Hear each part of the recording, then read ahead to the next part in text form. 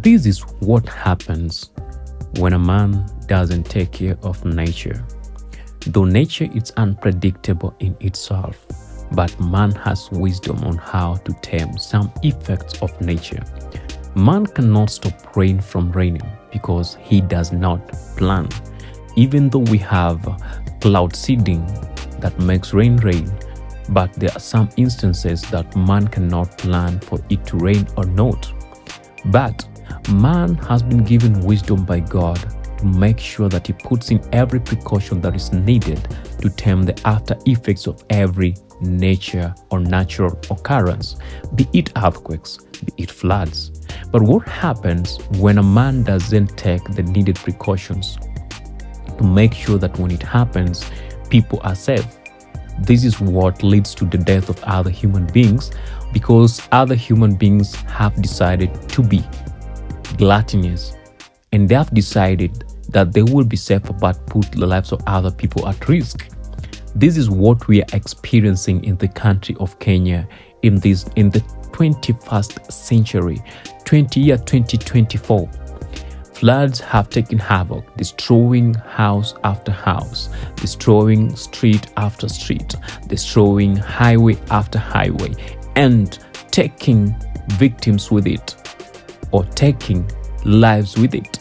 The worst thing that can ever happen is when a human being loses his life because of negligence of other human beings, so that for them to get whatever they want to get, or for them to make themselves rich. When we talk about things that other people fail to do to endanger the lives of other people, is every city must have a proper drainage system. Every town must have a proper drainage system. Everywhere the roads are, they must be made in a way that when it rains to this capacity, the waters are well channeled in places where they won't cause harm to the lives of the human beings. Though in some instances, human beings force themselves closer to the riverbeds and try to make their homage there or their habitation there because of the availability of water. But in this case, are we in the right position, or we positioned ourselves in areas where we are almost causing our own lives? Like, for instance, in the city of Nairobi, this is the capital city of Kenya, and some will call it the capital city of Africa. What happened in this city, that the waters have taken over and the Nairobi city itself is floating over the water? Is it because of negligence? Is it because someone took and used the money that was supposed to work on the drainage system and used it for his own selfish purposes? Does it mean so? And if so, why should they do that? This is a shame to Kenya, and Kenya doesn't have a good reputation to the whole world because people will be afraid of investing in Kenya, especially Nairobi city, because of what's happening. Should the leaders or the leadership of this city take into account and take responsibility of what is happening?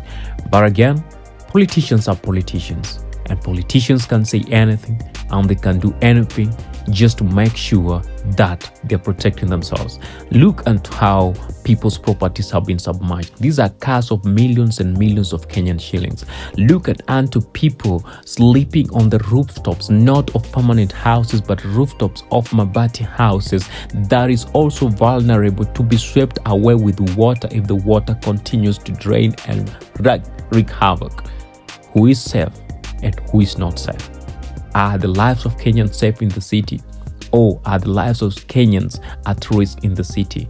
Probably yes, the lives of Kenyans are at risk in the city. Look into what is happening, buildings submerged under the water. And these are the very places that were deemed to be safe for human beings' life, Yes. Look at the roads. They are all flooded. And these are the major highways in this country. Major highways in the country flooded with water, completely impassable. Then who is to be blamed on this? Who is to be blamed on this? Probably the leadership. Because if the leadership is right, if the leadership does the right thing, then something of such a sort can be minimized. We are not saying that you can end them, but what we're saying is you can minimize the effects of such a natural occurrences. We cannot stop rain from raining. Rain will rain. But if we have better drainage systems, such amounts of waters can't destroy people's property or claim people's lives just because someone is sleeping on his job somewhere. Kindly, Mr. Politician, do the right thing for the people that you expect to vote you in the next coming elections. Don't wait until it's too late for you to start lying unto the people.